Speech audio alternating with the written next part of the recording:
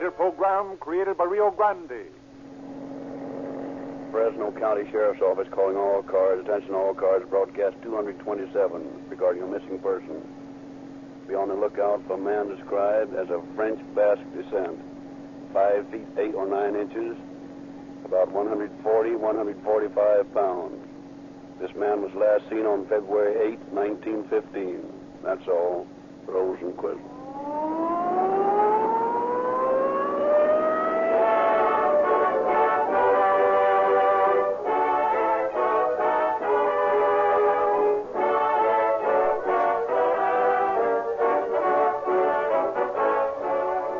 As you are well aware, friends, there are several motor fuels knocking at your door asking for the privilege of powering your car. Figuratively speaking, it goes something like this. Come in. Howdy. I want to put in my application. I see. What's your name? Pendas. Stu Pendas. And I gives you more of everything and saves you a pint of gas every time you shift gears. How interesting. Have you any proof, any facts to back up that claim? What do you mean? I say so. I spend millions saying so. Ain't that enough? Sorry, I'm afraid not. Next. Well, here I am. When do I start? Just a moment. What did you say was your name? Colossal, super colossal, that's me. More power, more pickup, more everything. And I've got letters from people. Anybody can make those claims, and anybody can get letters from people. We want facts from authorities. Hi, sucker. My name's Savin. The boys call me Chief. Well, saving's a good name. It ought to get you a lot of business. But what proves that you saved? Don't need any proof. They'll buy me. Plenty of them don't think. Goodbye. Poor boy, I'd say. Good evening, sir. I'm Rio Grande Cracked. Oh, unusual name. Cracked. Well, I'm very proud of it, sir. It stands for something. Quality, refinement, expense. It's the best family name in gasoline. Ask any petroleum engineer. What have you done? Who do you work for? Well, I delivered 55 million miles of police car performance to the police cars, fire engines, ambulances, and emergency equipment of your cities and counties last year alone. I'm under contract to your state of California, and the United States government specifies me wherever I'm available. See? Then tens of thousands of California Why, motorists... you must be the first in public service. Yes, but I'd like to be first in your personal service. There are so many friends that would depend upon me exclusively if they would put me to work. Well, I'll send everybody I can into your red and white station and tell them to ask for Rio Grande cracked gasoline.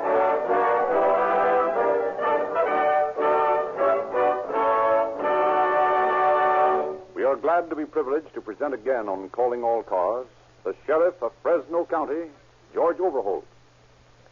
While psychology professors argue the old question of whether environment or heredity is most to blame for crime inclinations in individuals, every law enforcement officer knows that family training can make or break an otherwise normal youth in his relations with the law.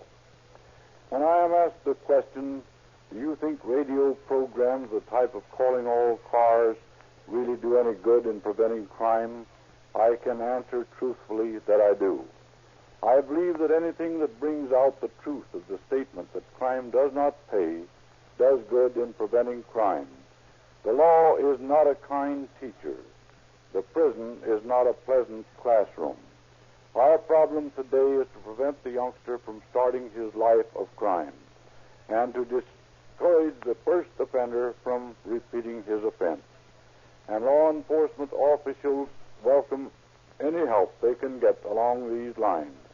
I shall reserve comment on tonight's case for the end of the program.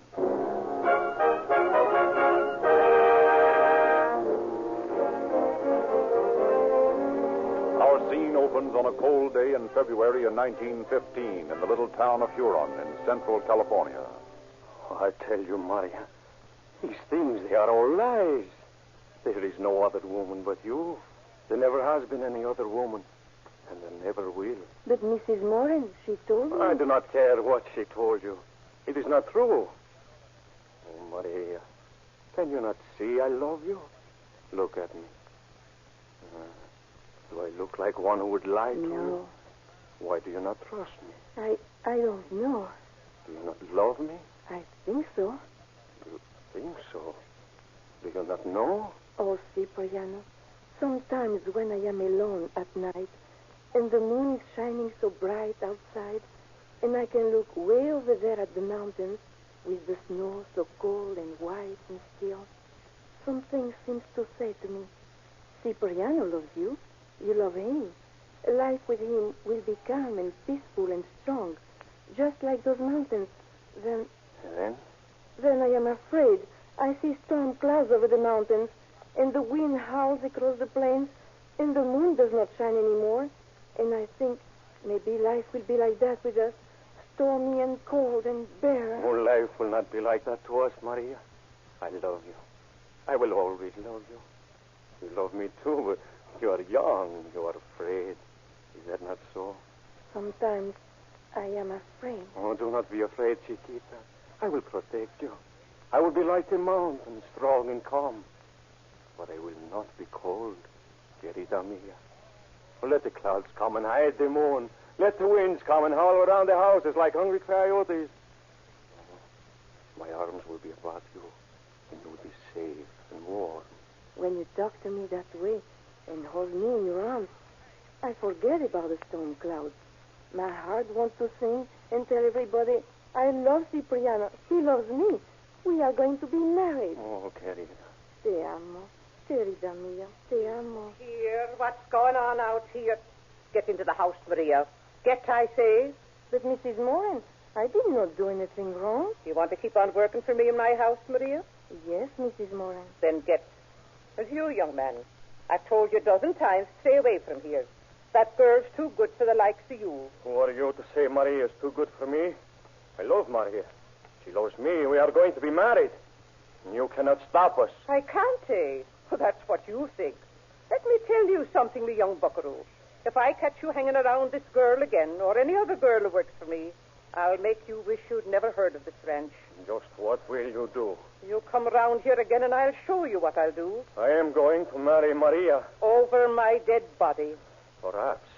But just the same, I will marry her. If you ever step foot inside this yard again, Maria will be mourning a corpse. I will kill anybody who tries to come between Maria and me. That's a game two can play, young fella. Remember that.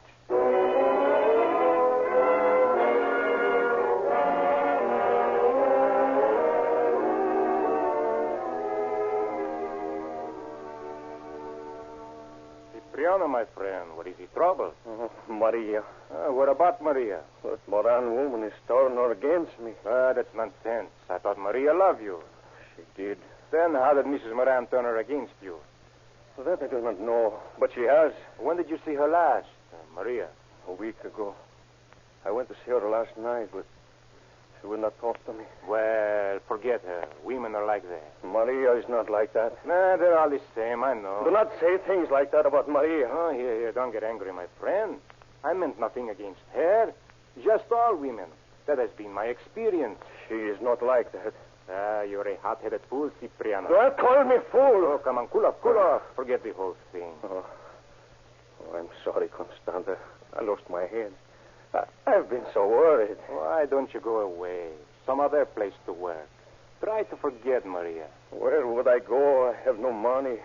Only my teams and wagons and a little piece of corn land up the creek. You might sell your team. Who would buy them? All the men we know around here are poor men like ourselves. Why, even you need money as badly as I do. I will tell you a secret, my friend. I have $1,700 in the bank. You have? Yeah, I have been saving it for a long time. But why? I thought maybe I might be able to persuade you to sell me your outfit. I could start in business for myself. Oh, but $1,700 is not enough. I would have to have at least $2,000. The outfit is worth much more than that, even. Oh, I know it. But I know a fellow who will buy one of the teams from me, and with that I could pay you the rest of the money. Oh, that's wonderful. I can leave your men. Yeah. I can go someplace where no one knows me and start all over again. Yeah, it is a great opportunity, my friend. When can you get the money, Constant? Just as soon as I see the other man. And when I have looked at the land. You've looked at the land? Oh, but yes, the land. It is good land. Oh, I don't doubt it, Cipriano. I don't doubt it, but I want to see for myself if it is good corn land. Well, I've raised many crops of corn on it. But I still must look at it for myself. Oh, very well, then. Tomorrow we go to look at it. In the morning, that will be all right? Yes, in the morning.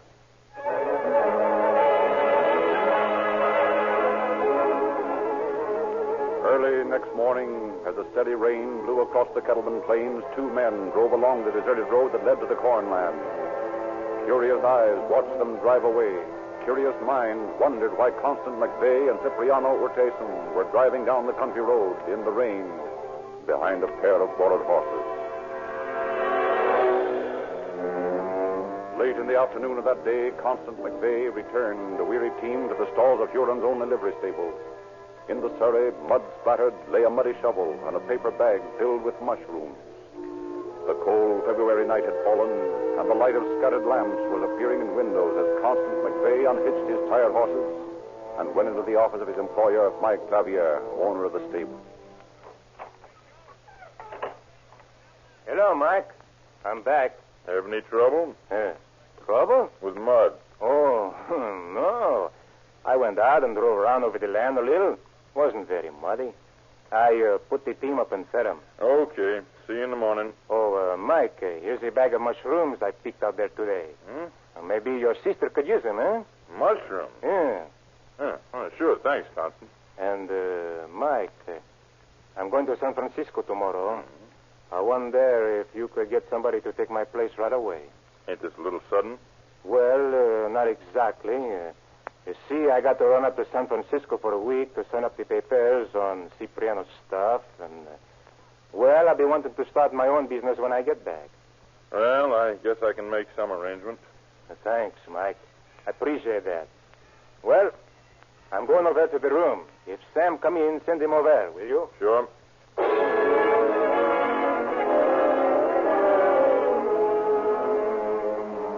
But Constant McVeigh did not come back. Letters which were forwarded and returned unclaimed. No word was received from Cipriano Urtasun or his companion, Constance McVeigh. The two men had completely vanished. The rain ceased, and February became March. One day, a suspicious man went to the office of Ed Arnold, constable. Come on in, Sam. Sit down. Now, what's on your mind?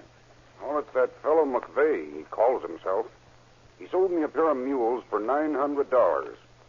I gave him $300 cash, and I was going to give him the rest when he got back from San Francisco, but he never came back. Well, what are you worrying about? You've got the team, haven't you? Yes, but I never got a bill of sale. And besides, the team belonged to Cipriano Urtasun. And he hasn't been back either since he went away with that McVeigh. What's wrong with that? Well, it looks funny. This McVeigh and Cipriano, they lived together. McVeigh always talked about needing money, and then all of a sudden he shows up with enough to buy Cipriano's teams. At least he said he bought them.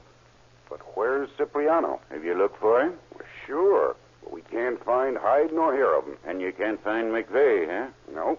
Where did Cipriano and this fellow live? Well, they had a room together close to the livery stable, upstairs over an old store. Well, maybe we better take a walk over there and see if we can get a line on these fellows.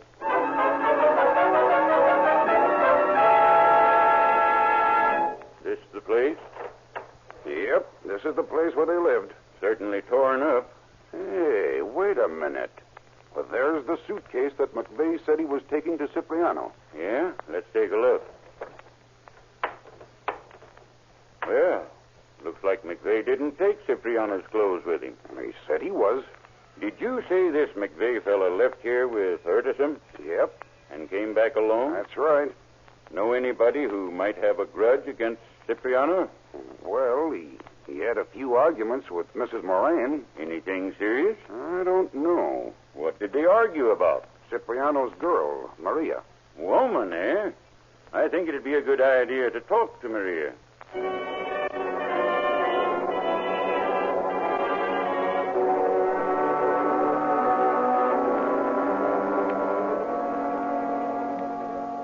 Maria, what did Mrs. Moran and Cipriano quarrel about? Me? You? Yes, senor. Cipriano and I, we are in love with each other. Mrs. Moran, she did not like for us to be spending so much time together. She and Cipriano quarreled about it. Did Cipriano say he was going away? No, senor. He said we were going to be married, and nobody could stop us. What did Mrs. Moran say to them? She said, Or my dead body. Mm-hmm. Where is Mrs. Moran? She's in the house. Shall I call her? Yes. Mrs. Moran. Mrs. Moran, Senor Arnold wants to see you. What is it, Maria? Senor Arnold, the constable. He wants to talk to you. Oh, hello, Ed. How are you? Pretty good, Mrs. Moran. And you? Can't complain. It looks like they're going to have a lot of trouble over in Europe. Ed, did you want to talk to me about the war or something else? Well, as a matter of fact, I'm trying to get a line on young Urtisum. What about him? That's what I'm asking you. I don't know anything about him. I told him to clear out of here and stay out and keep away from Maria. I haven't seen him since. And when was this? About a month ago. Why? Just curious. You're more than curious, Ed. What's on your mind? You didn't do away with Cipriano, did you? Are you crazy? Nope. But he hasn't been seen since you had a fight with him, and you say you did have an argument. I'm just putting two and two together. Well, you're getting the wrong answer, Ed.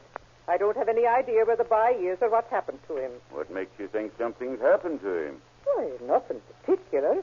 All I know is he was supposed to have left town with that McVeigh fella. Find him, and you'll know where Cipriano is. I've already checked on him. He's missing, too. Listen, Ed, I'm not afraid of any investigation you might make. But I'll tell you somebody who saw McVeigh before he took the train. You might try talking to him. All right. Who is he? Hugo Subran, the blacksmith. What does he know about Urtisum? Why, don't you ask him? All right. Think I will.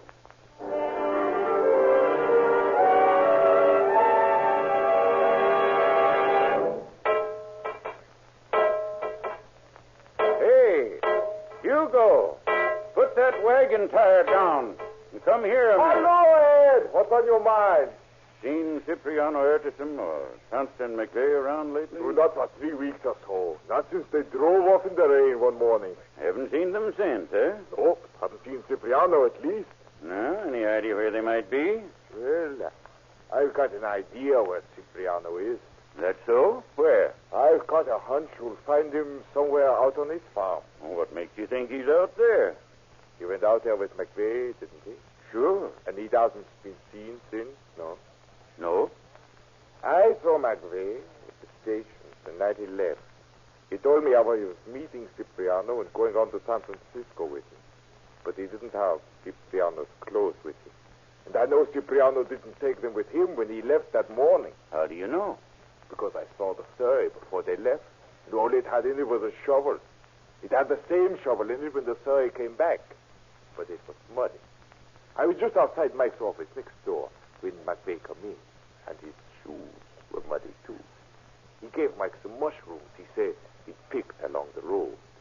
But I happen to know that the only mushrooms out that way grow on Cipriano's cornland. Notice anything else? What? No, not right then. But later on that night, I went over to see McVeigh. He told me a day or two before that I had a gun he wanted me to look at. And he did the same thing. Well, when I got there, he was packing Cipriano's clothes. And I saw Cipriano's gun in the suitcase. Yes, I saw that, too. I noticed something else that night I was talking to McVeigh. What was that? McVeigh had his thumb bandaged. I asked him how he hurt it. And he said he cut it with a knife. But while he was packing, the bandage slipped off in it. I saw teeth marks. Teeth marks? Yeah, that's teeth marks. Got a shovel around here, Hugo? No. Mike's got the same one McVeigh used last month. Let's go over and get it, and get a team and drive out to Cipriano's farm.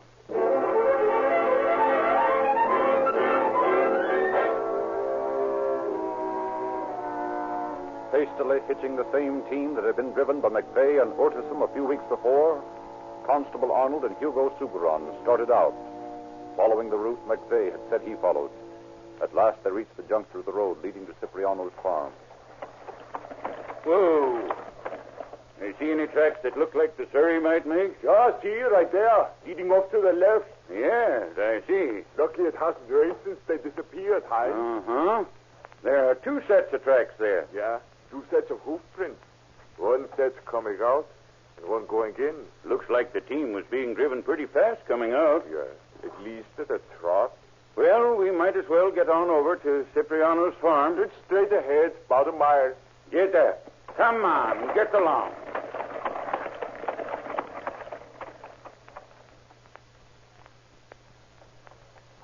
Hey, I'll pull up a minute. Looks like the tracks are turning up the creek bed here. I don't see any reason for a man driving up this creek if he's looking for cornland. I still have my doubts about that cornland story. What do you mean? McVeigh never struck me as being the kind of man who'd be interested in farming. Maybe you're right. But what about the fellows who took Cipriano to Colinga? You didn't see any buggy or wagon tracks going that way, did you? I come to think about it, I didn't. Whoa. Whoa, I said. What is it? Look. Where? Right under that bush. Oh. Fresh earth.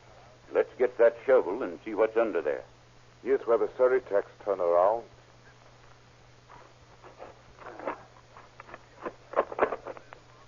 What do you think you'll find? I don't know yet. There are a lot of tracks around here.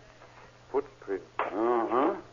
But do you notice that only one set of them lead away from here? Yeah. That looks bad. I'm afraid it does.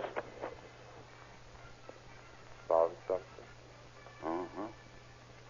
The body of Cipriano Urtasun.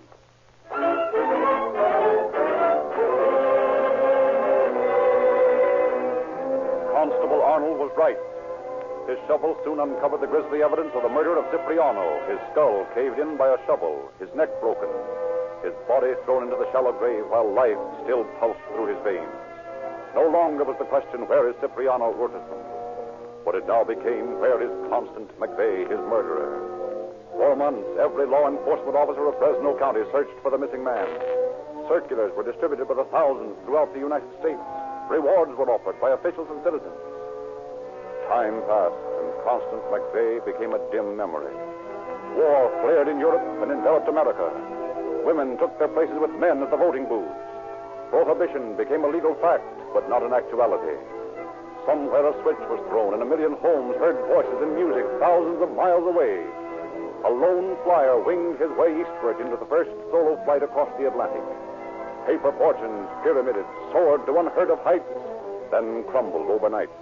Untold wealth suddenly became abject poverty. Then, 15 years after the body of Cipriano Urtasun was taken from his smothering bed of earth, Under Sheriff Frank Lemoyne of Rawlins, Wyoming, arrested a man known as Julian Ivanhoff. Well, Ivanhoff, you ready to admit you stole that steer and killed it? Yes, sir. Why'd you do it? Well, I needed money to buy clothes for my wife and children. How many children have you got now, Julian? 3. 2 boys and a girl. Didn't it occur to you this might not be the best way to help them? No, I didn't think about that.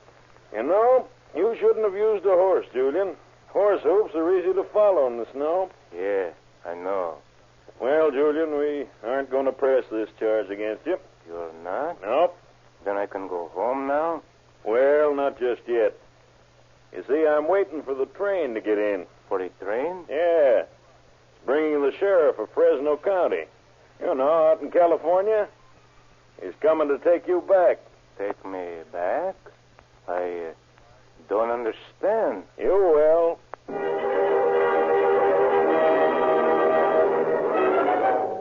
Ivanhoff, this is Sheriff Jones, the officer I told you about. Howdy, McVeigh. Here's that circular, Sheriff. Well, I'll be doggone. March 22, 1915. That's a long time, Lemoyne. Well, I wired you as soon as we found it. Charlie Johnson, that's my jailer, and I were looking through some old warrants and wanted circulars the night we arrested Ivanhoff, or, as you call him, McVeigh, for stealing a steer. That name seemed familiar to us somehow. When we found that circular, I knew we had your man. He hasn't changed much, has he? No, not much. Well, when do you want to start back with him? Oh, just as soon as Sheriff Austin will let me take him. Well, I guess we might as well let him tell his family goodbye and get him ready to go.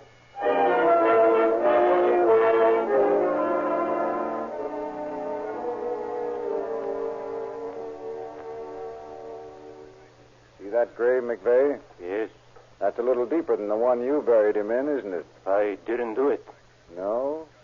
What killed him, Doctor? Looks like a blow on the head with a flat object. Probably a shovel. No, I didn't hit him with a shovel. What did you kill him with, McVeigh? It was an accident. Yes, that's it. It was an accident. He was going to shoot me. His gun fell out on his seat. We fought for it. He was going to shoot me. I bent his arm around like this, on the back of his head. Then the gun, she went off. I felt him get limp. I knew he was dead. I was scared, and I buried the body there so no one would find it. But somebody did find it, McVeigh, 15 years ago. And there were no bullet holes in the skull. It was an accident, I tell you. The bullet, she went in right here, back of the ear. Any bullet holes in that skull, Doctor? No, Sheriff. Just caved in. Right here. Take it away. Take it away. Take it away. All right, McVeigh. Tell us about it. We went out to the cornland. I was going to look at it. He thought I was going to buy it. But I wasn't. I didn't have money enough to buy anything. I had to have money, too. Because the fellow who knew me before, he was going to turn me over to the officers. They said I stole some horses up in Montana. I didn't steal them. But this fellow, he was going to tell the sheriff that I did. I had to pay him. I had to have Cipriano's money. When we got out of the cornland, Cipriano, he got out of the buggy and saw some mushrooms. Look, Constant. See the mushrooms. We will take some back to Maria, no? Yeah. You want to? You act so strange, Constant. Why are you getting the shovel out? I want to dig down a little ways to see if the land is rich enough for the corn. Oh, it is rich enough, all right.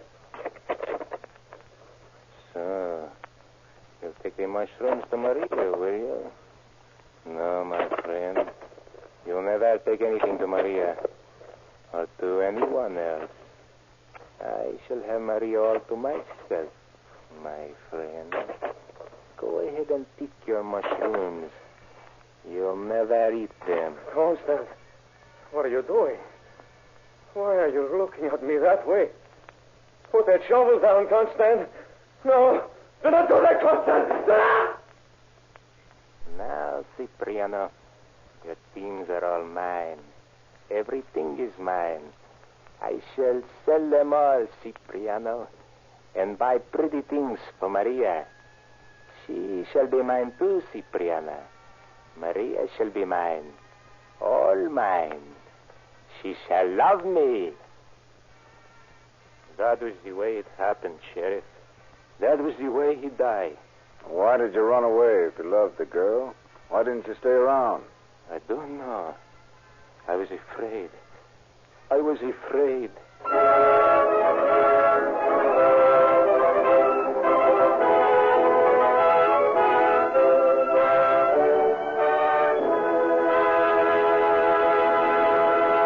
In just a moment, Sheriff Overholt will conclude our program. I have a confession to make, friends. Rio Grande cracked gasoline has a police record. It has a record 55 million miles long, achieved in a single year by being the gasoline that powers more police cars, fire engines, ambulances, and other emergency equipment wherever it is sold than any other brand. Think of it. A 55 million mile endorsement by the most qualified buyers and users of gasoline. And now, building that record to even greater heights is the fact the state of California and the United States government have recognized the superior qualities of Rio Grande cracked and have specified it for use in their emergency automotive equipment. In the face of these facts, how can an intelligent buyer use those average gasoline? Drive into the nearest red and white Rio Grande station. Tank up with Rio Grande cracked. You'll get police car performance with the finest gasoline that money can buy. And now, Sheriff Overholt. Constant McVeigh was tried at Fresno, found guilty of murder, and sentenced to San Quentin, where he has paid for his crime. How he eluded the law for 15 years has always remained a mystery, but the keen eyes of officers at Rawlins, Wyoming, brought about his capture, and he has since learned that, as usual, his crime did not pay. Thank you, Sheriff Overholt.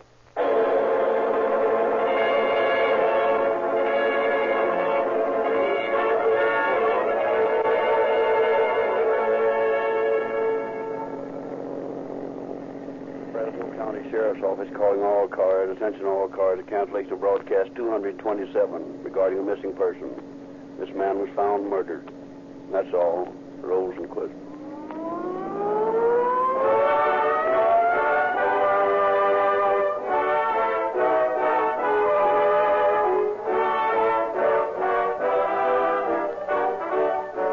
This is your narrator, Frederick Lindsley, bidding you good night for Rio Grande.